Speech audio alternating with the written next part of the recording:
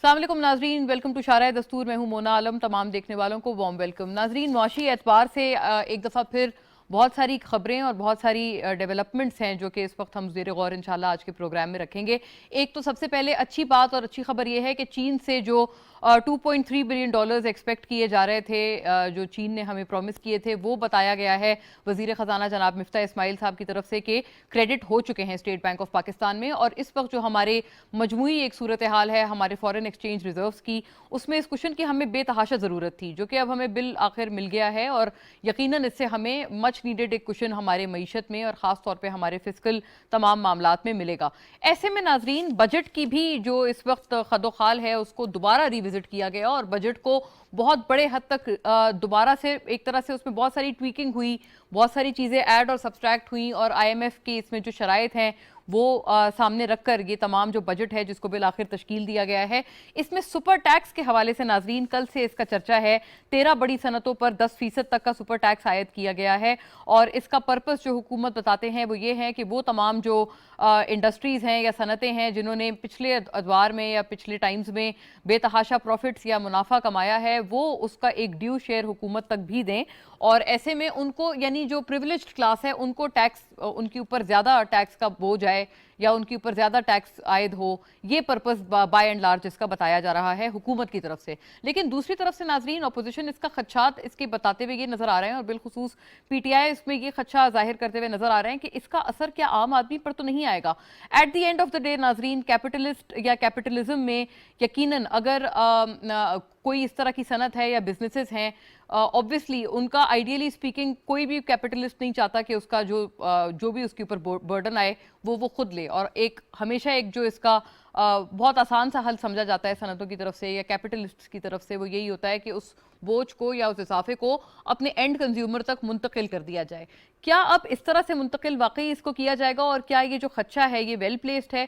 क्योंकि अगर इसका दूसरा रुख हम देखें तो इसका दूसरा रुख ये है कि जो प्रिविलेज्ड क्लास है उनके ऊपर टैक्सेशन का बोझ ज्यादा आना चाहिए। और ये जो थॉट है ये कतन बुरी नहीं है। याद रहे कि PTI के पिछले दौर में भी हमें याद है कि जब शब्बर जैदी साहब FBR के चेयरमैन थे, तब भी उन्होंने इस तरह के कुछ इकदाम किए थे और उन्होंने ताजिरों को टैक्स नेट में लाने की कोशिश की थी। उसी तरह का जैसे ये सुपर टैक्स का मेजर है, उसी तरह का एक और मिलता जुलता मेजर ताजिरों के हवाले से भी किया गया है, ज्वेलर्स की दुकानों के हवाले से भी किया गया है, जो कि आज वजीर खजाना जनाब मिफ्ता इस्माइल ने ट्वीट करके बताया कि उनको भी टैक्स नेट में और उनको भी डॉक्यूमेंटेड इकोनॉमी में लाने की अब कोशिश नए बजट के तहत की गई है। यकीनन इससे टैक्स के मामलात में एक रिलीफ जरूर आएगा और टैक्सेशन के मामलात में हुकूमत को मदद मिलेगी, लेकिन यह भी यकीनी बनाना होगा कि इसका जो बर्डन है वो आम आवाम तक ना आए। यकीनन जो दीगर इंडस्ट्रीज हैं जैसे सिगरेट इंडस्ट्रीज हैं या जो बेवरेजेस हैं, उनका अगर कंज्यूमर पर उनके असर आए, क्योंकि इस तरह की गुड्स का अगर कंज्यूमर पर असर आए, कंज्यूमर के लिए इन तरह की अशिया की कीमतें बढ़ जाएं, तो उसमें कोई कबाहत नहीं है, बल्कि ये पॉजिटिव है। इसको हेल्थ टैक्स भी कहा जाता है काफ़ी सारे मगरबी ममालिक में। लेकिन नाज़रीन, इसके अलावा जो दीगर इंडस्ट्रीज हैं जिसमें शुगर इंडस्ट्री भी है, फर्टिलाइजर्स हैं, उनके ऊपर ऑब्वियसली अगर इसका एक इजाफा हो रहा है टैक्स का, तो उसका हमें खास तौर पर ख्याल रखना है कि इन तरह की इंडस्ट्रीज एंड कंज्यूमर तक इसका जो बर्डन है वो पास ऑन ना करें। इसको किस तरह से इंश्योर किया जाएगा, इसके ऊपर भी बात रहेगी। चीन से जो $2.3 बिलियन आए हैं उसके साथ साथ एक इजाफा इस बात का भी है। और मैं गुजारिश करूंगी कि अगर जो वीडियो हमने इस हवाले से एक रखी है उसको भी हम लोग प्ले आउट कर पाएँ। वज़ीर आज़म जनाब शहबाज शरीफ जब गवादर गए तो उनको बताया गया चाइनीज़ ऑफिशियल्स की तरफ से कि किस तरह से लोन्स मौजूद थे, लेकिन लोन्स के मौजूद होने के बावजूद भी जो है पिछले 4 साल में यानी PTI की जो दौरे हुकूमत था उसमें मंसूबों पर काम नहीं किया गया। और ये बाकायदा जो चाइनीज़ ऑफिशियल हैं वो उनसे ये शिकायत करते हुए नजर आ रहे हैं। ये आप वीडियो देख भी सकते हैं, ये प्ले हो रही है।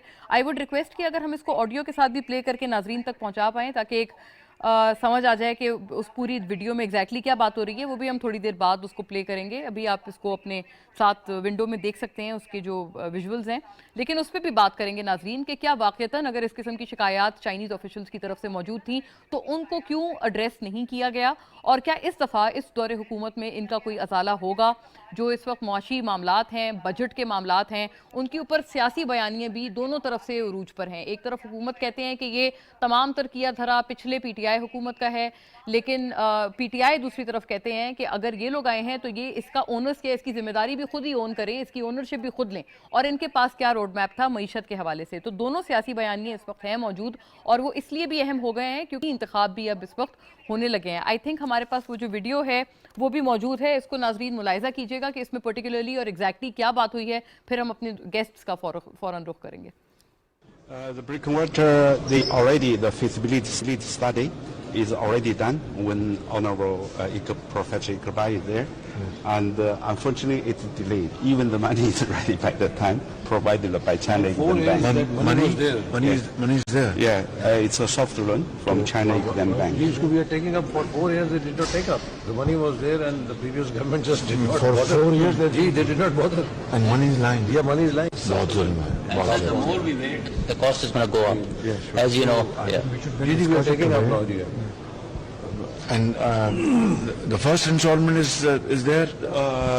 The money is already there, and the feasibility study is there, and the problem is just make the process. And when was the study completed? It's not a study yet. No, study, feasibility study. The feasibility is already done. When? It's already done 3 years ago, 3 years ago? when professor is there. जी नाज़रीन, जैसे आपने मुलाहिजा किया कि इसमें जो गुफ्तगू हो रही है, वज़ीर आज़म शहबाज शरीफ जो दौरे पर थे बलूचिस्तान के, उनको ये बाकायदा चाइनीज़ ऑफिशियल्स शिकायत नज़र आ रहे हैं। एहसन इकबाल साहब वज़ीर बराए मनसूबा बंदी भी उनके हमरा हैं, और वज़ीर आला बलूचिस्तान भी उनके हमरा है, जिनका ताल्लुक बलूचिस्तान अवामी पार्टी से है, और वो पिछली हुकूमत यानी पीटीआई हुकूमत के भी इत्तेहादी थे, अभी भी प्रेजेंट हुकूमत के इत्तेहादी हैं। तो उन्होंने क्या इस हवाले से आवाज़ उठाई थी? क्या उनकी कोई सुनवाई हुई थी हुकूमत के देन गवर्नमेंट के पास? तमाम उमूर पे बात करेंगे, और इनका रिड्रेसल भी नाजरीन बड़ा ज़रूरी है। अगर हम इसकी बात अभी कर रहे हैं तो ऑब्वियसली इन मामलात को अभी भी एड्रेस होना ज़रूरी है, क्योंकि ये कहते हुए सुना जा सकता है कि 3 साल से फंड्स भी मौजूद थे, फिजिबिलिटी भी कंप्लीट थी, लेकिन उसके बावजूद भी कोई पेशरफ्त नहीं हुई। तमूर पर नाजरीन बात करने के लिए मैं फौरी तौर पर गेस्ट का रुख करती हूँ। शेख फयाजुद्दीन साहब नाजरीन मुझे ज्वाइन कर रहे हैं, पाकिस्तान मुस्लिम लीग नून के स्टॉलवर्ट हैं आप, मुआविन खुसूसी हैं आप वज़ीर आज़म के, और हमारे साथ बराह रास्त लाहौर स्टूडियो से जुड़े हुए हैं। बहुत शुक्रिया आपका शेख साहब, आपकी मौजूदगी, वक्त और तशरीफ़ आवरी के लिए। नाजरीन, सरदार मोहम्मद लतीफ़ खोसा हमारे साथ मौजूद हैं, पाकिस्तान पीपल्स पार्टी के स्टॉलवर्ट, बज़रिया TVU लिंक हमारे साथ इस पूरी गुफ्तगू में इंशाल्लाह बने रहेंगे, और साबिक गवर्नर हैं आप पंजाब के, और अटॉर्नी जनरल साबिक पाकिस्तान के। वेलकम ऑन बोर्ड खोसा साहब। माया नाज कानूनदान भी हैं आप। सैयद यावर अब्बास बुखारी नाजरीन मुझे पाकिस्तान तहरीक इंसाफ की नुमाइंदगी करते हुए ज्वाइन कर रहे हैं, बज़रिया स्काइप आप हमारे साथ हैं। साबिक वज़ीर हैं, सूबाई वज़ीर हैं पंजाब के, और साबिक PAC चेयरमैन भी हैं पंजाब असेंबली में, और तमाम मामलात आपसे भी हम लोग आपकी जमात के हवाले से जानेंगे। Welcome on board Yawar sahab, once again a very sensible voice and a very pertinent voice from his party. और नाजरीन, पूरे मामले पर हम कोशिश करेंगे कि थोड़ा इस पे जो मुआशी रियलिटीज़ हैं उनका भी रुख करें और उनके हवाले से भी जानें। तो I am expected to be joined by doctor Khakan Najeeb, वो हमें ब्रीफली स्काइप पे ज्वाइन करेंगे इन तमाम मामलात पे, but we'll have him during the course of discussion. बात का आगाज़ अगर मैं आपसे कर पाऊँ शेख फयाजुद्दीन साहब, आपकी ज़ाहिर है हुकूमत के हवाले से एक ये आपको जो सबसे बड़ा जो एक बयानिया जिसका आपको सामना करना पड़ रहा है अपोजिशन या PTI की तरफ से, वो यही है कि अब बजट को भी क्योंकि आपने रिविजिट कर लिया है, चीन की तरफ से लोन भी आ गया है, क्या अवामी सतह पर इसके कुछ समरात मुंतकिल अब हो पाएंगे? क्योंकि इस वक्त तो अभी जो हालात हैं वो ये हैं कि महंगाई की शरह सर पहले दौर से कंपैरिजन में मजीद बढ़ गई है, अराउंड 28% है।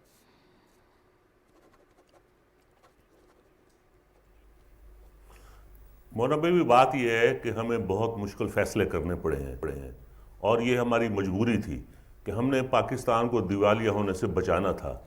ये यकीनन हमारी सियासत के लिए थोड़ा सा धचका होगा, लेकिन हमारी पार्टी ने और इत्तेहादी पार्टियों ने यह फैसला किया था कि हमने रियासत को बचाना है। रियासत बचेगी तो सियासत होती रहेगी। ये जो आप सुपर टैक्स लगाया है, तो मैं समझता हूँ कि ये पाकिस्तान में पहली दफ़ा डायरेक्ट टैक्सेशन हुई है। वो खुशहाल तबके या वो खुशहाल फर्में जो करोड़ों और अरबों कमा रही हैं, अगर वो सुपर टैक्स अपना हिस्सा दे देंगी कौम के लिए, गरीबों के लिए, तो कोई बुरी बात नहीं है, और इसका असर यकीनन अवाम पे नहीं आएगा, क्योंकि ये डायरेक्ट टैक्सेशन है और नफ़े पे है, उनके प्रॉफिट पे है। जब वो अपने प्रॉफिट डिक्लेयर करेंगे तो उस पर ये टैक्स लगाया जाएगा। और दूसरी बात कि ये वन टाइम है, ये हमेशा के लिए नहीं है, सिर्फ एक दफ़ा वो पाकिस्तान की मदद करेंगे, पाकिस्तान के अवाम की मदद करेंगे, पाकिस्तान के गरीब तबके की मदद करेंगे। और मैं समझता हूं कि ये एक मुहब्बुल वतनी का भी तकाजा है और पाकिस्तानियत का भी तकाजा है कि हम, अगर अल्लाह ने हमें कुछ रिस्क दिया है, खुशहाली दी है, तो हम इसमें अपना हिस्सा डालें। तो जहां तक मुखालफत की ताल्लुक है तो वो तो पीटीआई और अच्छा शेख साहब, एक और बात इजाफी तौर पे जरूर फरमाइएगा, माजी का भी हिस्सा है कि बजट जब हम हुकूमत देती है तो कि क्या इस पे जो ऐसी इंडस्ट्रीज हैं जो कि फर्टिलाइजर्स हैं या शुगर इंडस्ट्री है जो कि ऐसे गुड्स बनाते हैं जो कि आम आवाम फिर इस्तेमाल करते हैं, क्या ये खदशा दुरुस्त नहीं है कि वो इसका कंज्यूमर तक अगर खुदा ना खास्ता असर आगे पहुंचा देते हैं तो फिर तो महंगाई में मजीद इजाफे का भी खदशा हुआ? मोना बीबी, अगर वो एक्साइज ड्यूटी बढ़ाते या सेल्स टैक्स बढ़ाते तो प्रोडक्ट पे इसका असर आता। ये उन्होंने ना सेल टैक्स बढ़ाया है और ना एक्साइज ड्यूटी बढ़ाई है, ये उन्होंने उनके प्रॉफिट पे टैक्स लगाया है। जब वो अपना नफा डिक्लेयर करेंगे, ज्यादा नफा होगा तो ज्यादा टैक्स लग जाएगा, थोड़ा नफा होगा तो थोड़ा टैक्स देंगे, और इससे प्रोडक्ट पे असर नहीं होगा। और हुकूमत, मुझे यकीन है कि इसको कंट्रोल करेगी और इसको देखेगी कि इसका अवाम पे असर ना आए। और ये मैं समझता हूं कि पाकिस्तान की तारीख में पहली दफा डायरेक्ट टैक्सेशन हुई है, वरना इनडायरेक्ट टैक्सेशन तो अब भी हो सकती थी, लेकिन उसका असर जो है वो गरीबों पे पड़ना था।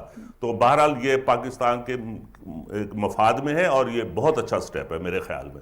राइट, आपने कहा कि आपने जाहिर है इसको रैशनल के साथ आपने बताया है, बयान किया है कि क्यों उसका अवाम पे जो एक असर है वो आप नहीं एक्सपेक्ट कर रहे हैं, और इस पे आपने साथ साथ ये भी कहा है कि चेक एंड बैलेंस भी हुकूमत की तरफ से रखा जाएगा। खोसा साहब, आपकी तरफ आप कैसा देखते हैं बतौर एक बड़े मेजर इत्तेहादी इस हुकूमत के इन तमाम इकदामात को, और क्या कोई मैटर ऑफ वरी आप समझते हैं कि है या नहीं है? क्योंकि जाहिर है अगर आप तमाम ने फैसला कर लिया है कि अब पार्लियामेंट अपनी मुद्दत पूरी करेगी, आपने फिर भी अगले साल इलेक्शंस में जाना है, तो गोया ये कि वक्त तो सर फिर भी काफी कम है।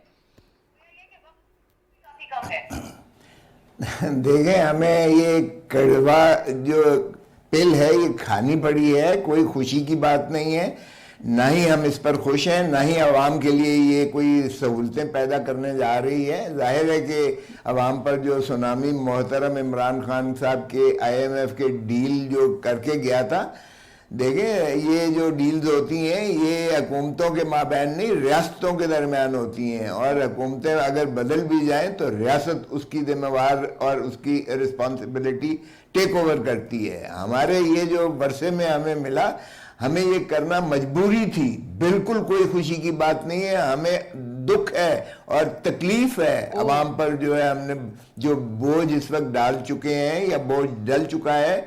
अवाम जिस कस्म पुरसी के आलम में है, जो महंगाई की जो है शरह हुई है, लोगों की चीखें निकली हैं। देखें, हमें कोई खुशी नहीं है, यकीन करें, और ये ना ही कोई खुशी की बात है ना फख्र की बात है। IMF से भीख लेना ये भी गैरत की मुतकाजी, ये बेगैरती है, गैरत के तकाज़ों के मुतसादिम है।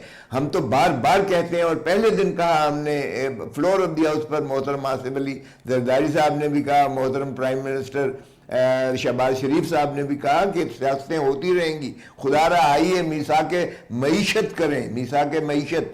हम अपनी मईशत को बजाय इसके कि भिखारी बना दें, हम अपना, अल्लाह ताला ने हमें इतनी नेमतें दी हैं, ममलकत रियासत खुदादाद पाकिस्तान को अल्लाह ने कौन सी नेमत नहीं दी है। हम अपने इंडिजिनस रिसोर्सेज पर अमल करते हुए हम अपनी पॉलिसियां वज़ा करें। अच्छा खोसा साहब, ये आपसे अर्ज है सर कि बजाय हाइडल पर, जब PTI वाले ये कहते थे कि हम भी इस वजह से महंगाई कर रहे हैं क्योंकि मुश्किल हालात हैं, मुश्किल वक्त हैं और ये तकाजा है इस वक्त, वरना खुदा ना खास्ता दिवालिया हो सकता है मुल्क और ये तमाम खदशात हो सकते हैं, तो उस वक्त आप बतौर अपोजिशन उन पर तनकीद क्यों करते थे sir?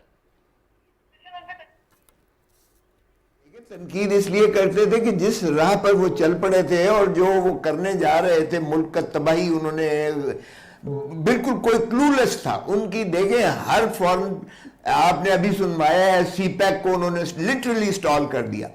CPEC is a game changer for Pakistan, ये इन्होंने स्टॉल कर दिया। फिर ये जब खैर से डोनाल्ड ट्रंप से मिलकर आए तो इन्होंने वो शादियाने बजाय, वो शादमाने बजाय, उस वक्त तो अमेरिका की तारीफें थी और जो कुछ था, और फिर यू टर्न जब लिया तो अमेरिका को गालियां देनी शुरू कर दी। सऊदी अरब से इन्होंने जो है वो ताल्लुकात खराब कर दिए। मलेशिया में इन्होंने जाना था जब मुस्लिम उम्मा की कॉन्फ्रेंस हो रही थी, आखिरी लम्हे पर इन्होंने वहां जाने से एतराज कर दिया। फिर जब होतीज और सऊदीज का हुआ उसमें इन्होंने जो कुछ किरदार अदा किया, तो पाकिस्तान को इन्होंने टोटली आइसोलेट करके रख दिया। और ऐसे में बैनुल अक़वामी जो आपकी you are in a global village, आप इस तरह से रियासतों ममलिकतों को नहीं चला सकते हैं। फिर IMF के पास 9 महीने लगा दिए, कहते थे मैं खुदकुशी कर लूंगा लेकिन IMF के पास नहीं जाऊंगा। अरे भाई, तो फिर अपने इंडिजिनस रिसोर्सेज पर जो है करो इन्हिसार, हम तुम्हारे साथ हैं, पॉलिसी मिलके बनाओ। हमने तो कहा पहले दिन आओ मिसा की मईशत करते हैं, पाकिस्तान एक खुददार एक जो है एटॉमिक सही, पावर। तो आप ये हुआ सर कि प्राइमरीली आपको जो खारजा उमूर में प्रॉब्लम्स थी उनसे आपको असल कबाहत थी और आपको लगता है कि वो हमें आइसोलेशन की तरफ ले गए। जरा उन्हीं से पूछ लेते हैं, यानी PTI का ही मौकफ इस मामले पर ले लेते हैं। यावर साहब देखिए, जी जी मुकम्मल कर लें खोसा साहब।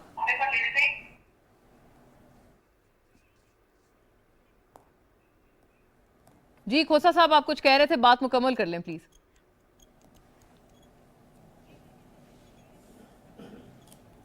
उधर आ रहे हैं यहाँ? जी जी खोसा साहब, आपसे मुखातिब हूँ, आप अपनी बात मुकम्मल कर लें।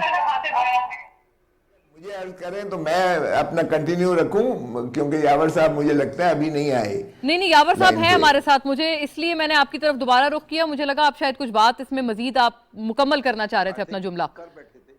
हाँ, मैं बिल्कुल कहना चाह रहा था कि देखिए, ये जितनी आपने IMF की जो थी डिक्टेशन, हमने गुलामी ले ली literally.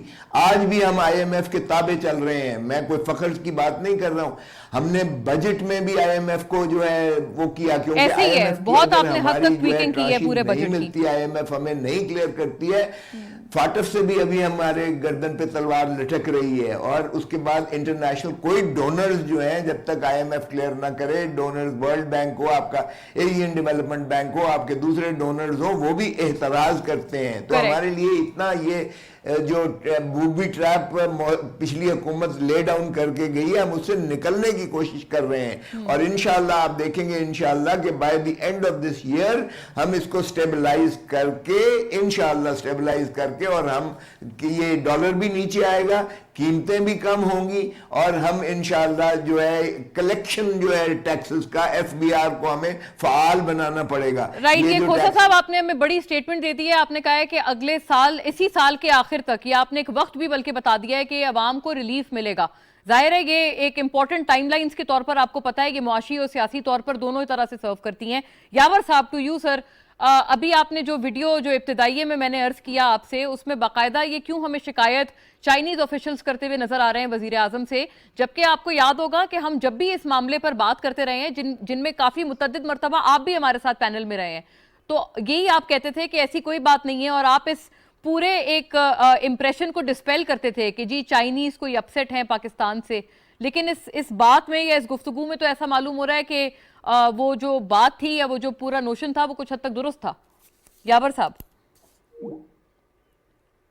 I have to reconnect यावर साहब अगेन। यावर साहब का ऑल ऑफ अ सडन मुझसे जो राब्ता है वो ब्रेक हुआ है। मैं शेख फयाजुद्दीन साहब की तरफ जाऊं। जी शेख साहब, कैसे देखते हैं आप इसको सर? एक तो ये जो चीन की तरफ से बराह रास्त शिकायत हुई है, अब आपकी हुकूमत है सर, इसका जाहिर है पॉलिटिकल ब्लेम गेम के लिए तो आई एम श्योर कि इसको इस्तेमाल आप भी नहीं करना चाहेंगे, और जाहिर है वो पॉलिटिकल ब्लेम गेम आपके ऊपर उल्टा भी आ सकता है कि अगर आपने इन मामलात को रिड्रेस ना किया, इनको एड्रेस ना किया तो।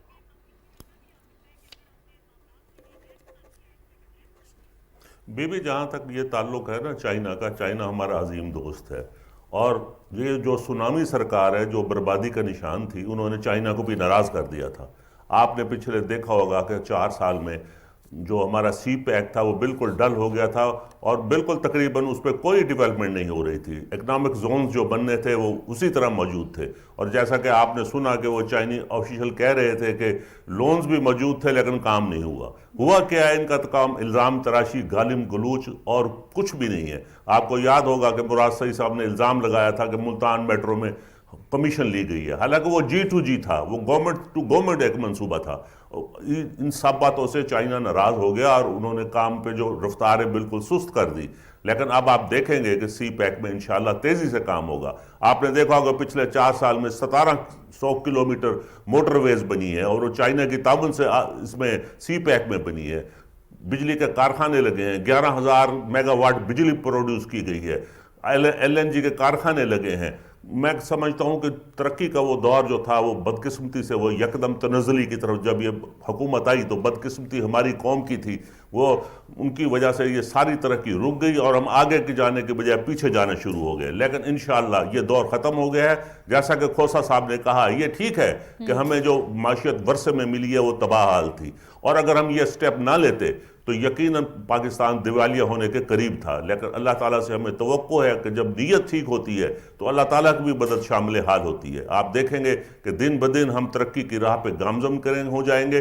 डॉलर भी आपने देखा 4 रुपए नीचे आ गया और अगले चंद दिन में और नीचे आ जाएगा। और इसी तरह से महंगाई को भी जो जिन है इसको इंशाअल्लाह हमारी हुकूमत जो इत्तेहादियों के साथ मिलकर इसको बोतल में बंद करेगी, ये महंगाई वापस जाएगी। सिर्फ चंद महीनों की बात है। तो बहरहाल जब नीयत ठीक होती है और जब कौम की लेकिन ये जो नीयत का इन्हिसार है सर, आपको याद होगा, ये आवाज तो आ रही है मेरी? जी सर, बिल्कुल लाउड एंड क्लियर आ रही है। मैं उम्मीद करती हूँ कि आपको भी मेरी आवाज मौसूल हो रही होगी। मेरा ये अर्ज है आपसे कि उस वक्त आपको याद होगा खान साहब भी यही कहते थे कि असल तो पूरी बात जो है वो नीयतों पर मबनी है और नीयत साफ है इस वजह से। तो सर ये जो नीयत के हवाले से हम एक अश्योरेंस दे देते हैं अवाम को, आपको नहीं लगता कि ये बड़ा एक वेग सा आइडिया है और थोड़ा धुंधला है ये वाला आइडिया?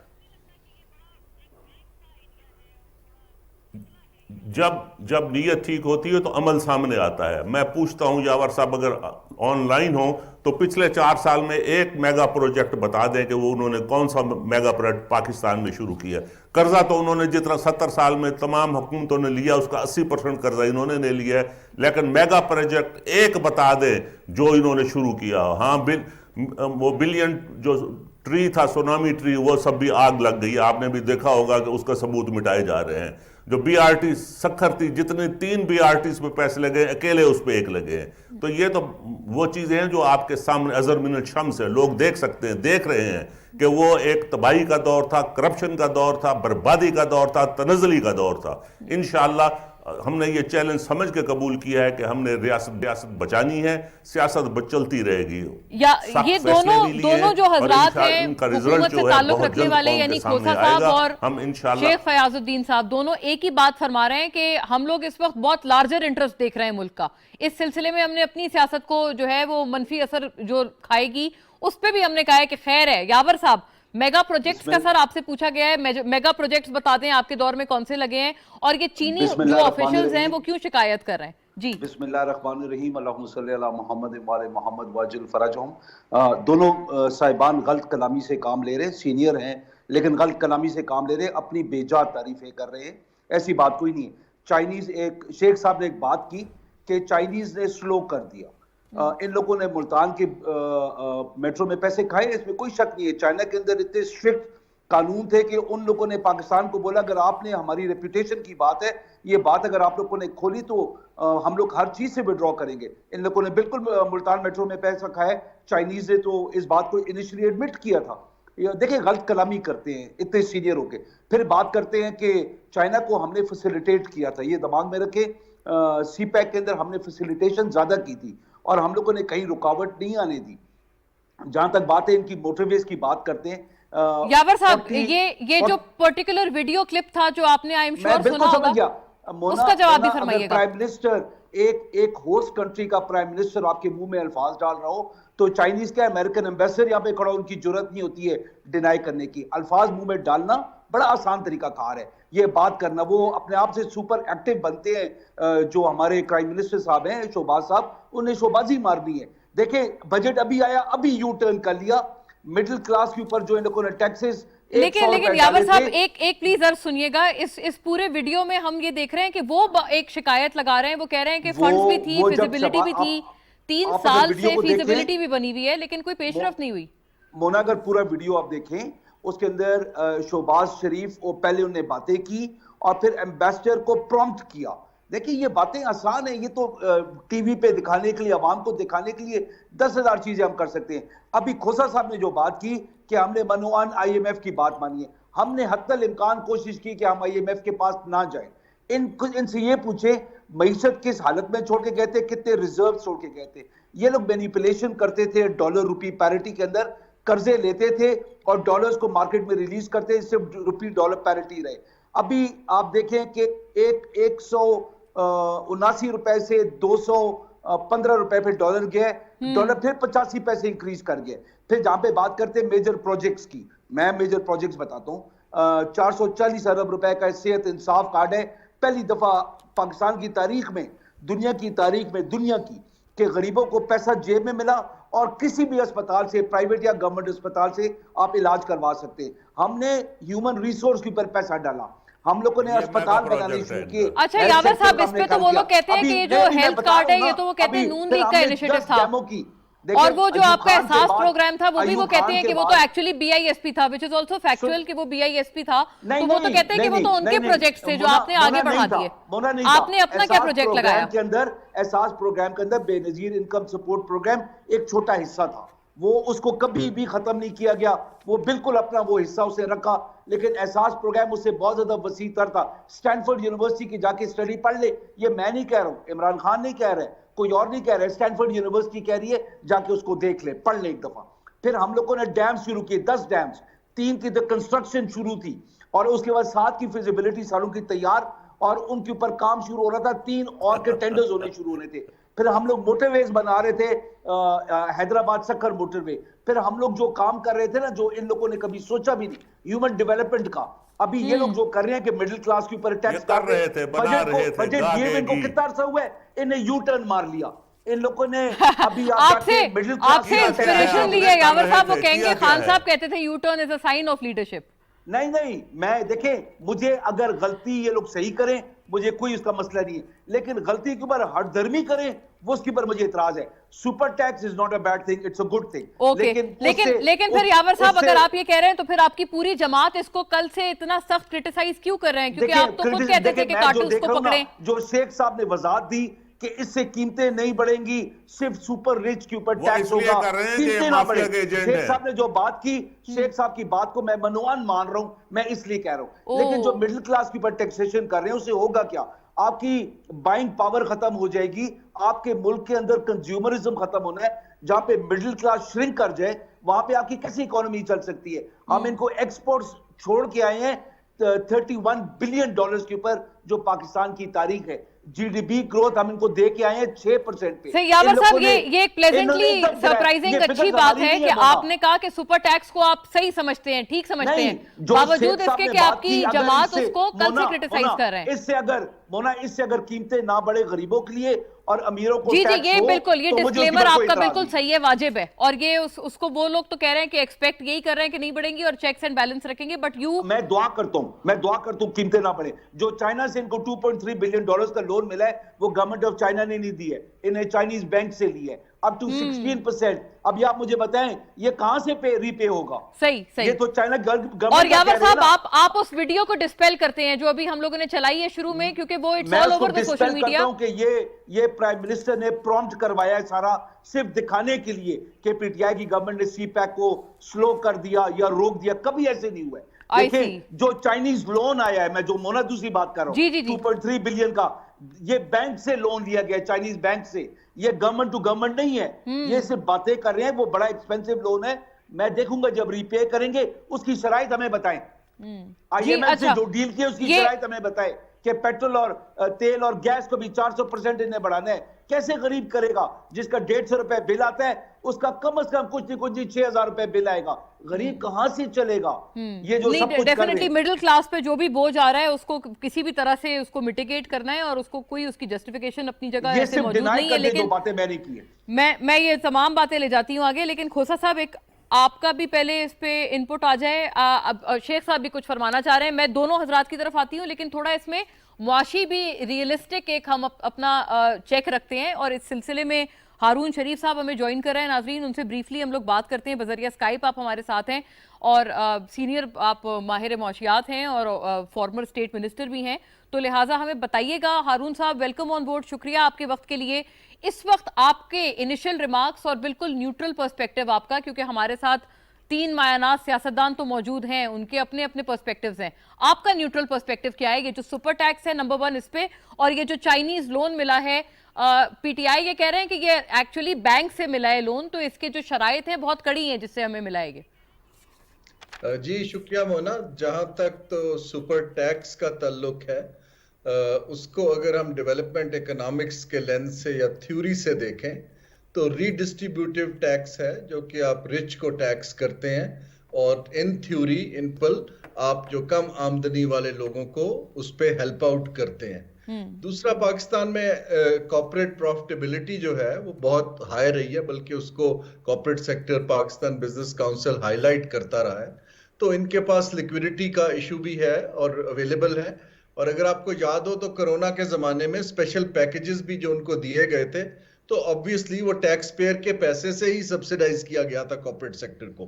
तो ये तो इसका एक रुख है कि जहां तक टैक्स को इन प्रिंसिपल लगाना है वन टाइम, उसके अंदर मुझे कोई ऐसी बहुत बड़ी कबाहत नहीं दिखाई दे रही। जो इसके अंदर जो दो इश्यूज हैं जो मैं हाईलाइट करना चाहूंगा जहां पे कंसर्न है, पहला तो ये है कि ये जो टैक्स है ये वेल थॉट आउट नहीं है, ये बजट में शामिल ही नहीं था, ये आउट ऑफ द ब्लू आया है, तो इस पे होमवर्क बहुत कम किया गया है। दूसरा, इसके अंदर चीज ये है कि अगर तो ये टैक्स का जो पैसा आएगा वो हमारा फिस्कल डेफिसिट को फाइनेंस करेगा, जो कि गवर्नमेंट की इनएफिशिएंसी को अगर फाइनेंस करता है तो फिर ये प्रॉब्लमेटिक हो जाता है। तो अगर तो ये टारगेटेड है कि ये कहीं जाना है जिसपे गरीब को हेल्प मिलेगी, फिर इसकी रैशनल बनती है। अगर हमने सिर्फ तनख्वाहें देनी है, पर्क्स देनी है और अपनी लॉस मेकिंग एंटरप्राइज को फंड करना है, फिर मेरे जैसा आदमी इसको सपोर्ट नहीं कर सकता। तो इसके दोनों पहलू हैं। हुकूमत गालबन कम्युनिकेशन में मार खा गई है, गालबन ने यकीनन, कि उन्होंने मार्केट्स को कॉन्फिडेंस में नहीं लिया, इस पे होमवर्क नहीं किया, इसलिए इतना स्ट्रॉन्ग रिएक्शन आ रहा है। तो ये इसका बैलेंस दोनों साइडों का व्यू है जो मैं कहना चाह रहा हूं। बाकी जो कॉर्पोरेट्स हैं उन्होंने तो जितना टैक्स लगेगा जी इवेंचुअली कंज्यूमर को पास ऑन कर देना है, उसकी रेगुलेशन बड़ी क्रिटिकल है कि वरना उनको तो फर्क नहीं पड़ेगा, महंगाई बहुत बढ़ जाएगी। हारून साहब, चाइनीज लोन पे भी थोड़ा फरमा दें, क्या ये बैंक टू बैंक लोन है? पीटीआई अभी यही कह रहे हैं, यावर साहब हमारे साथ हैं, उन्होंने ये बात फरमाई है, इसकी क्या शराइत कड़ी हैं इन योर व्यू? जी देखिए, गवर्नमेंट जो है मुख्तलिफ सोर्सेज से कर्जा लेती है। हम जाके यूरो बॉन्ड फ्लोट करते हैं स्टॉक मार्केट पे इंटरनेशनल। ये चीन के बैंकों का कंसोर्शियम है led by China development bank, जिन्होंने इसको स्ट्रक्चर किया है। तो ये बिल्कुल बैंकों का कंसोर्शियम है, लेकिन ये याद रहे कि चीन के ज्यादातर बैंक्स जो हैं उनके अंदर अभी भी कंट्रोल स्टेट का है। तो it is not a very subsidised state money, लेकिन ये है कि मुझे जो बताया गया है अभी जो मैं देख रहा हूं कि वो इसका जो इंटरेस्ट रेट है वो हमारे बॉन्ड के रेट से कम है। तो ये कोई ऐसा एग्जॉर्बिटेंटली हाई लोन नहीं होगा, लेकिन कमर्शियल बैंकों का लोन कंसेशनल लेंडिंग से तो यकीनन महंगा ही पड़ता है हमें। यानी गवर्नमेंट टू गवर्नमेंट जो एक बेसिस पर डीलिंग होती है उसके कंपैरिजन में जाहिर है ज्यादा होगा, लेकिन बॉन्ड्स के लेवल का नहीं होगा। जी, हमारी जो मार्केट है, फाइनेंशियल मार्केट से हम पैसा रेज करते हैं, उससे जब आप कंपेयर करेंगे तो ये जो लोन है उससे कुछ कम दिखाई दे रहा है। राइट, बहुत शुक्रिया आपका हारून साहब, आपने बड़ा एक बात में एक अपना रैशनल दिया है जो हमें मुआशी तौर पर हमारे बड़ा ज़रूरी था, और इसी को हम मजीद भी आगे लेकर चलेंगे। काफ़ी सारे ऐसे सवालात थे जिनका एक फैक्चुअल जवाब चाहिए था। मैं खोसा साहब आपकी जानिब आती हूँ, फिर फयाज साहब भी कुछ फरमाना चाह रहे हैं, मैं उनकी जानिब भी जाऊँगी। यस खोसा साहब, ये एक तो ये बताइएगा, ह्यूमन रिसोर्स पर पैसा खर्च किया गया पीटीआई की तरफ से, ये उनका मौक़िफ़ है। Middle class at the end of the day, आप खुद भी कह रहे हैं कि आईएमएफ के प्रोग्राम के आप कतन हिमायती नहीं है, लेकिन मुझे याद पड़ता है पीपल्स पार्टी की जो आपकी गुज़िश्ता दौरे हुकूमत जो आपका था उसमें आप भी गए थे आईएमएफ के पास, लेकिन आपने सर वो प्रोग्राम मुकम्मल नहीं किया था और आप उसमें मिडवे उस प्रोग्राम से आप निकल गए थे। तो क्या आपको आपको लगता है कि वो एक बेहतर गेम प्लान था फिर? देखिए मोना, मैं तो समझता हूं कि ये खुदारा ये जो है ना, मेरे ख्याल में ऑपोजिशन छोड़ दें, आ जाए असेंबली में मिल बैठकर। देखिए, मैं गवर्नर था एक दफ़ा, तो ये एप्टमा जो थी यानी टेक्सटाइल वाले सारे गौहर अयूब की क़यादत में जुलूस लेकर आ गए गवर्नर हाउस में। उस वक्त ये था कि लोड शेडिंग हुई थी सुई गैस की, तो उनको जो है टेक्सटाइल इंडस्ट्री को गैस 3 दिन के लिए मिलना शुरू हुआ, 4 दिन का बंद हुआ था या ऐसा कोई बात थी। तो जुलूस लेकर ट्रकों पे भर के आ गए। मैं उनके बाहर निकल के सड़क पर उनके पास बैठ गया। मैंने कहा चलें, मैं आपके साथ चलता हूँ। किस जगह हमला करना है, किस दफ्तर पे हमला करना है, किस गाड़ी को आग लगानी है, किस खंबे को तोड़ना है। अल्लाह खैर करे अगर सर, आप इससे मसला हल होता है तो मैं बतौर गवर्नर हुकूमत होते हुए, वफाक का नुमाइंदा होते हुए मैं आपकी क़यादत करता हूं, चलें। तो मैंने कहा भाई आओ बताओ इसका जो है। उन्होंने कहा जी कि आप हमारी मीटिंग करवाएं। उस वक्त डॉक्टर आसिम थे पेट्रोलियम मिनिस्टर, जी, जी। हमने बुला लिया पेट्रोलियम मिनिस्टर। नेक्स्ट डे वहां एक मीटिंग हुई, बताया गया कि गैस डिप्लीट हो गया है, इतनी हमारे पास जो है कैपेसिटी है, हम इस तरह प्रोवाइड कर सकते हैं। एक दिन बढ़ा दिया गया और आपस में म्यूचुअली ये बात जो है सेटल हो गई, क्योंकि तखरीबकारी कोई भी नहीं चाहता था, मुल्क का नुकसान कोई नहीं चाहता था, टेक्सटाइल इंडस्ट्री का नुकसान कोई नहीं चाहता था। देखिए अगर आपने हल की तरफ जाना है, यावर साहब को मैं बहुत अदब से अर्ज करूंगा, तो हल ये नहीं है। मुझे बताएं आज इलेक्शन आप करवा देते हैं, पीटीआई इलेक्शन कमीशन पर नाला है, पीटीआई अदालत अगर फैसला खिलाफ करे उस पर नाला है, पीटीआई जो है ये इसको नहीं मानती है, ये जो इलेक्शन लॉ है वो इसको भी नहीं मानती है। तो मुझे बताएं फिर इलेक्शन का कोई फायदा है उससे? क्या मईशत आपकी खड़ी हो जाएगी? क्या उससे जो है IMF से छुटकारा हो जाएगा? क्या उससे मसाइल मुल्क के हल हो जाएंगे? तो ये इलेक्शन हल नहीं है इस मुल्क का। तो इसलिए हमें खुदा मिलकर बैठकर हमें ये करना पड़ेगा। हमारी इस वक्त जो है कैफियत ये है, मैं बताऊं कि 20,000 जो है अरब ये इन्होंने 3.5 साल में कर्जा लिया, 20,000 अरब जो बाकी ममालिक ने नहीं लिया। हम 16.7 बिलियन जो है डॉलर का फॉरेन एक्सचेंज छोड़कर गए थे, इस वक्त 9 बिलियन रह गया सिर्फ, जो 6 हफ्ते के लिए भी इंपोर्ट बिल्स को कवर नहीं करता है। बिल्कुल यही सूरत हाल है और ये हमारे लिए बड़ी परेशानी की बात है, सूरत हाल है। फयाज साहब इसका जवाब आप भी फरमाइएगा। एक तो चाइनीज वो जो इंटरेक्शन थी, यावर साहब ने उसको बिल्कुल ऑन नहीं किया, उन्होंने बल्कि ये कहा कि वो कुछ फोर्स्ड अल्फाज थे जो कि उन ऑफिशियल के को कहे जा रहे थे और वो उसी के हवाले से बात कर रहे थे। आपका इस पे आपका एक रिएक्शन आ जाए। और दूसरा ये बताइएगा कि चीनी लोन्स जो हैं, आपने हारून शरीफ साहब की बात सुनी है, वो कहते हैं बहुत ज्यादा ये कोई एग्जूबरेंट लोन्स तो नहीं है, लेकिन उस लेवल के भी कम नहीं है या उतना अच्छा डील भी नहीं है जो हमें गवर्नमेंट टू गवर्नमेंट मिल जाता, अगर आप गवर्नमेंट टू गवर्नमेंट बात करते हैं। गवर्नमेंट बता रही है। पहले तो मोना बीबी मैं यावर, मेरी आवाज आ रही है आपको? जी जी सर, लाउड एंड क्लियर।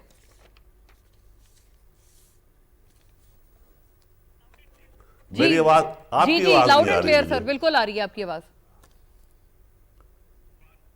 हाँ जी जी जी, अब आपकी आवाज भी आ गई मुझे। हेलो। हाँ जी जी sir, yes please go on. आपकी आवाज आवाज नहीं आ बड़ी रही है। क्लियर आ रही है हमें। हाँ जी जी, आपकी नहीं आ रही थी, अब मेरा ख्याल थोड़ी सी आ रही है मुझे शायद। जी तो मैं यही उम्मीद मैं ये करती हूँ, कह रहा जी। था कि सबसे पहले मैं यावर भाई की इस बात का जवाब दूंगा। आपने जब उनसे पूछा कि कोई वो मंसूबा बता दें जो उन्होंने बनाया हो, तो उन्होंने ये कहा कि हम हैदराबाद से कराची मोटरवे बना रहे थे। उन्होंने ये कहा कि हम 10 डैम बना रहे हैं, बनाएंगे। गा गेगी से तो काम नहीं चलेगा ना। ये बताएं उन्होंने किया क्या है?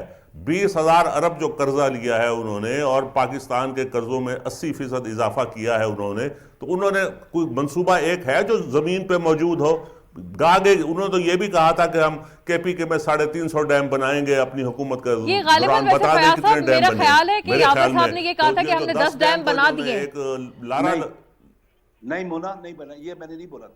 आपने यही कहा था ना सर यावर साहब? अगर यही बात ये दोबारा दोहरा दें कि बना दिए हैं तो फिर, और बाकी 4 जो हैं वो पेपर पे सारे तैयार हैं, उनको सिर्फ टेंडर करना था। और मैं आपको ये कह रहा था। और दूसरी बात, 6 डैम्स बन गए यावर साहब?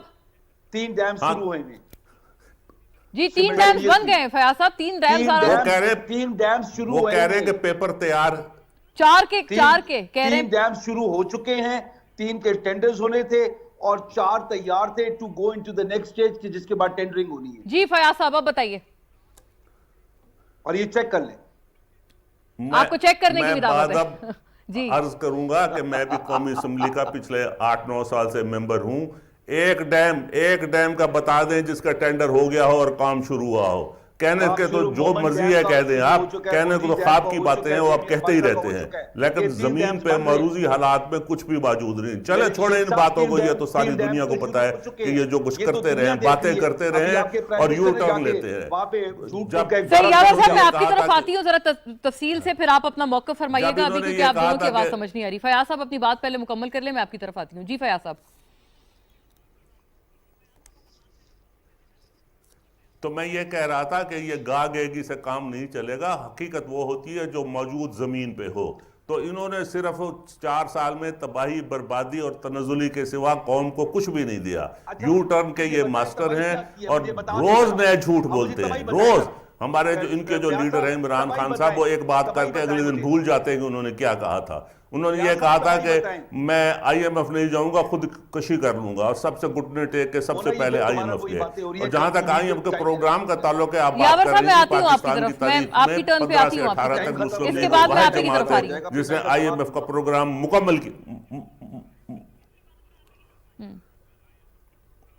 मुकम्मल किया था और ये तहिया किया था कि आइंदा IMF में नहीं जाएंगे।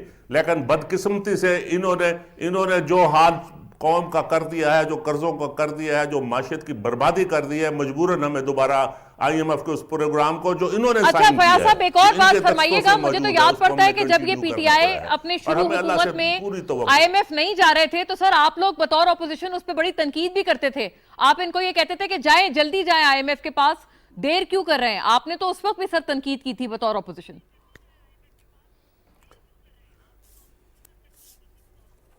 मैं तो यही अर्ज कर रहा हूं कि इनको खुदकशी करनी चाहिए अपने वादे के मुताबिक। अगर वो नहीं करते तो कोई उनका कारकुन ही खुदकशी कर ले ताकि लीडर की बात रह जाए कि IMF में नहीं जाना।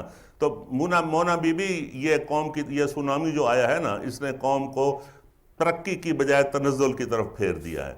और जो हम पाकिस्तान जो एशियन टाइगर बनने जा रहा था, आपकी तरफ कुछ ये बड़ी बातें कर रहे हैं कि इनको हमने बैंकों ने हमें कर्जा दे दिया। ये तो कर्जा लेके दिखा देते अपने वक्त में ऐसे। इसको कोई इन शरायत पे आपने इन्होंने पाकिस्तान के तमाम दोस्तों को नाराज कर दिया है। सऊदी अरब वो इनसे नाराज थे, कतर था वो इनसे नाराज थे, मलेशिया को टाइम दे के कि हमने जाना है वहां नहीं गए। हाँ, ये अच्छा, ये वाली बात खोसा साहब ने भी की है। यावर साहब, हमारा GPS प्लस का सबसे बड़ा पार्टनर है, वो इनसे नाराज है। जी यावर साहब, ये जो फॉरेन पॉलिसी या खारजा उमूर पे जो शिकायत आपसे दोनों हजरात ने की हैं, और हुकूमत ये काफी आपने सुना होगा, वैसे भी ये काफी दोहराते हैं आपके हवाले से कि सारे तो दोस्त ममालिक नाराज हो गए, आलमी ताकतें नाराज हो गई, तो ऐसा क्यों हुआ सर? फिर अभी भी आप जो बैरूनी साजिश वाली बात जो कर रहे हैं, वो इवन एस्टेब्लिशमेंट उसको कह रहे हैं कि उसमें कोई वजन नहीं है आपको, बल्कि असद उमर साहब ने कहा है कि उनको बाकायदा हसास इदारों की तरफ से भी यही बताया गया था NSC मीटिंग में। तो क्या आपको नहीं लगता है कि मजीद हमारे ताल्लुकात आलमी सतह पर ये मामला डिप्लीट कर रहे हैं, अगर आप उसी एक कंस्पिरेसी थ्योरी को आगे लेकर चलें तो?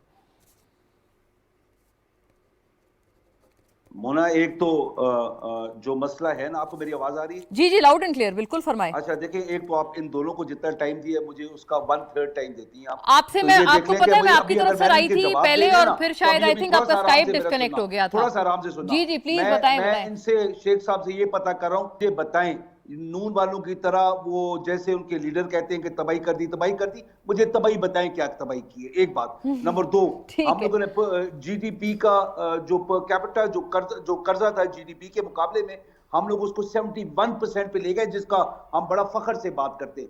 कर्जे लेना, IMF के पास जाना बुरी बात नहीं है, लेकिन उससे ऑरेंज ट्रेन बनाना बुरी बात है, क्योंकि उसके बाद फिर सब्सिडी देनी पड़ती है। इन लोगों ने हर वो मंसूबा किया है जो दिखावे में आता है, जिसके अंदर इन लोगों ने लूट मार की, इन्हें लूटा, इन लोग बाहर लेके गए। आज तक तो ये मनी ट्रेल तो दे नहीं सके। हम लोगों ने मोमन डैम, बुंजी डैम और डेमियर बादशाह डैम, 3 डैम बन रहे हैं। अच्छा यावर साहब, एक बात फरमाइएगा प्लीज, इस पे इजाफा कर दें। जो डैम वाली बात है, वो कहते हैं कि वो जो जमीन है दयामीर भाषा की, वो तो नून लीग ने अपने दौर में उसका जमीन ली थी। कहां पे गया था? प्राइम मिनिस्टर बनते साथ कहां पे गया था? 121 अरब रुपए मुस्लिम लीग की हुकूमत ने दिए थे। वहां पे लोगों ने जब नारे लगाए, वहां से वर्कर्स को, जिनने PTI के आगे नारे लगाए, सब वर्कर्स को निकाल दिया। मैं आपको प्रूफ देने के लिए तैयार हूं। ये इतने तो ये लोग, इनके अंदर वो कीना भरा हुआ है, इतने लोगों के अंदर बुग्स भरा हुआ है। अच्छा, जहां तक बात करते हैं कि इंटरनेशनल ताल्लुकात, हाँ। देखिए, अमेरिका अमेरिका अगर हम लोगों के साथ अपने मफाद में बातें करते रहे तो ठीक है। अभी बिलावल भुट्टो कहता है कि इंडिया के साथ ताल्लुकात ठीक करो, नजम सेठी इनका कहता है कि अमेरिका को अड्डे दे दो, इनका हुसैन हक्कानी कहता है कि भाई इसराइल को तस्लीम कर लो। मुझे बताएं खुदा का वास्ता है, ये बातें मीडिया क्यों नहीं उठाते कि ये लोग सिवाय अमेरिका के पिट्ठू बनने के, IMF के नीचे लेटे के, इनके पास कोई और बात ही नहीं है। पैसा आ रहा है इन लोगों ने। अभिनंदन को हमने छोड़ा था, आपने देख लिया, ये पकड़े गए, झूठ बोल रहे थे, चाइनीज बैंक ने दिया है, आपके प्रोग्राम में ही पकड़े गए। फिर ये लोग कहते हैं कि PTI ने तबाही कर दी थी, रिकॉर्ड एक्सपोर्ट हुआ। राइट। कोरोना इनके वक्त में नहीं आया, कोरोना हमारे वक्त में आया और हम लोगों ने 5.5% GDP ग्रोथ दी। खोसा साहब से पूछते हैं जरा। खोसा साहब, आप कुछ मीडिएट करवाइए बतौर इत्तेहादी। आप लोग मफामत को वैसे भी आपकी पार्टी बड़ा परसुएड करते हैं, कुछ मीडिएशन कराएं। ये सासी टोला है मोना। जी खोसा साहब का भी व्यू आ जाए। यावर साहब, आपका पॉइंट आ गया, मेरे पास वक्त चूंकि इतना ही है। खोसा साहब का लास्ट कमेंट है, उनकी टर्न है। जी यस लतीफ खोसा साहब, बजट के हवाले से एक तो फरमा दे सर, ये जो बजट की ट्वीकिंग की है, IMF की शराइत, फयाज साहब भी कुछ कहना चाह रहे हैं, बट ये खोसा साहब आपकी टर्न है। ये कोई ऐसा बजट नहीं है जिसको हम फलाही बजट कहें या कोई ये इमरजेंसी का बजट है। ये श्रीलंका वाले हालात या डिफॉल्ट पर ट्रैप ले करके गए थे कि ये उसी शक्ल में जाएंगे, वो उन्होंने रियासत का नुकसान किया था, हुकूमत का। हमारा तो खैर हमने तो सियासी साख को मलहूज खातिर नहीं रखा, हमने रियासत को बचाया है, आवाम को बचाया है। हमने बिल्कुल सख्त इकदामात हमें लेना पड़े थे। अच्छा खोसा साहब, एक और इजाफा कर दें एक बात का, क्योंकि ये प्रोग्राम पे ही बात हुई है, ये जो इजराइल के हवाले से बात हुई है, अभी उन्होंने आई थिंक हुसैन हक्कानी साहब को कोट किया है यावर साहब ने। क्या इस तरह का कोई प्लान, कोई कुछ इस तरह का मंसूबा है कोई हुकूमत की तरफ? क्योंकि ये वाली बात अभी इस प्रोग्राम में उठाई है, आपका मौक़िफ़ आ जाए इस पे। एक तो कोई ऐसा कतअन नहीं है, और ये बंद कर दे ये फतवे देने के कोई यहूदी एजेंट है, कोई हिंदुस्तानी एजेंट है, कोई अमरीकी एजेंट है। हमें इनके फतवे की जरूरत नहीं है। हम ना इनको कुछ कहते हैं, खुदारा सब मुहिब्बे वतन पाकिस्तानी ये है। ये बंद कर दे, ये छोड़ दे, खत्म कर दे। इस तरह इनको जेब नहीं देता है कि एक जमातें जो है वो एक दूसरे के सरबराहों पर या ये इस किस्म के इल्जाम लगाएं। हमने ना कभी तस्लीम किया है ना करेंगे इसराइल को, ये लिख ले आप। इसी तरह जब तक हिंदुस्तान कश्मीर का वो जो है रेजोल्यूशन वापस नहीं लेता है, और जब तक ये जो है स्टेटस को एंटी को नहीं रिस्टोर करता है, इन्होंने बेची है। वेरी फेयर, ये बड़ा अच्छा पॉलिसी बयान है, और ये बिल्कुल आपकी बात सही है कि अक्रॉस पार्टी लाइन इस तरह के एटीट्यूड्स की नफी होनी चाहिए कि ये गद्दार और ये जो लेबलिंग करते हैं। फयाज साहब, आपका आखिरी जुमला, आप कुछ फरमाना चाह रहे थे। यावर साहब भी शायद कुछ कहना चाह रहे हैं, मैं उनकी तरफ भी जाऊंगी अगर इजाजत मिली टाइम से। जी फयाज साहब। मैं ये कहना चाह रहा था कि अभिनंदन को हमने रिहा किया था। मैं ये कहना चाह रहा था कि काबीना कमेटी में बैठ के इंडिया से तिजारत की इजाजत लेने की इन्होंने बात की थी, हमने बात नहीं की थी।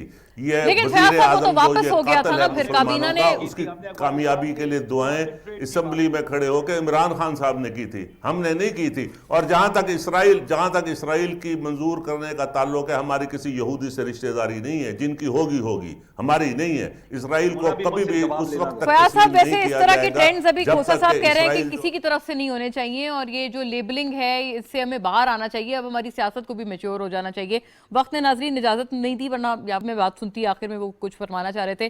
Thank you to all the gentleman. Sheikh Fayazuddin हमारे साथ थे, सरदार लतीफ खोसा ने हमारा साथ दिया था, सैयद यावर अब्बास बुखारी और हारून शरीफ साहब भी। थैंक यू फॉर वॉचिंग नाजरीन, अल्लाह हाफिज़।